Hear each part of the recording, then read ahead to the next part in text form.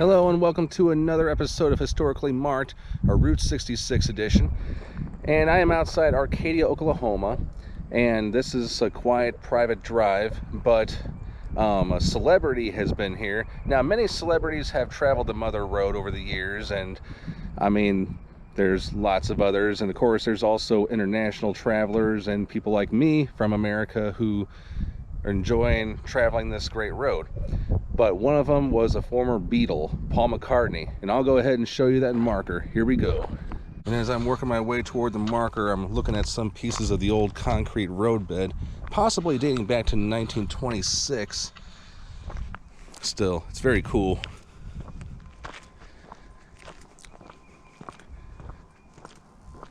But be sure to respect this area and don't be too loud. Don't do anything stupid.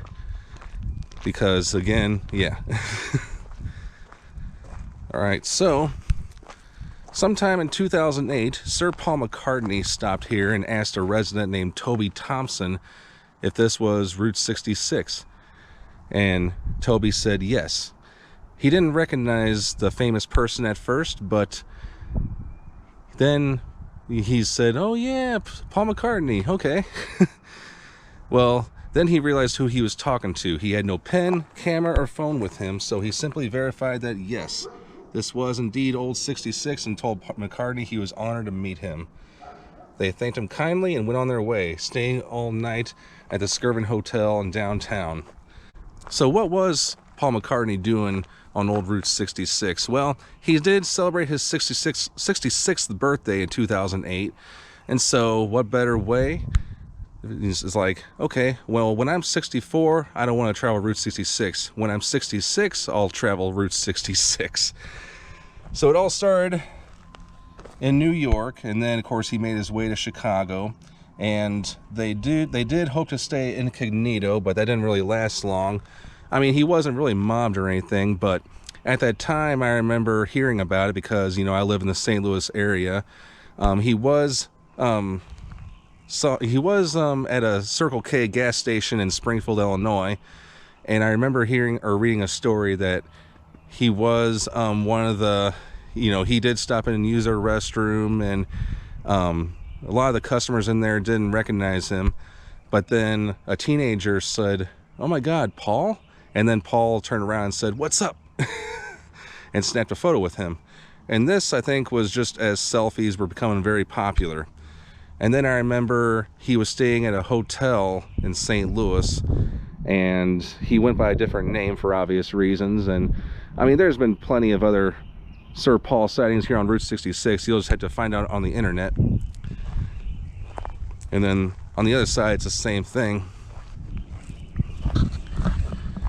But I have been very fortunate enough to see Paul McCartney in person 3 times.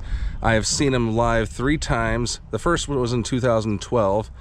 And that was the best concert of my life. But then when he came to Bonnaroo in Tennessee, I went that year, and he was the headliner, and that overtook the previous performance I saw of him. And to this day, Paul McCartney at Bonnaroo is the best concert I've ever attended. And I mean, my life was never the same. I mean, it's no exaggeration. But I also saw him in St. Louis at Busch Stadium 3 years later. But here are some old photos of him. Some during his Beatles days, some during his Wings days. These are all album covers. I know they're really hard to see. They're a little dark tinted. And then Paul McCartney in '64. And then him performing in Oklahoma City in 2017. And then that's him stopping in front of that mural in Pontiac, Illinois, where I was in one of my previous Route 66 episodes. So yeah, I mean, imagine Paul McCartney, you know, coming up to you while you're working out in your yard. Or any other kind of celebrity. Alright, well, thank you so much for tuning into this episode of Historically Marked. This is a Beatles and a Route 66 themed episode.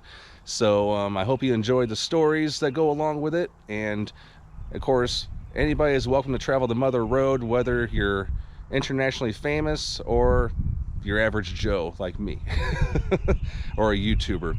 So all right, well, time to get my kicks back on Route 66. And I'm Jason, outside Arcadia, Oklahoma, signing off.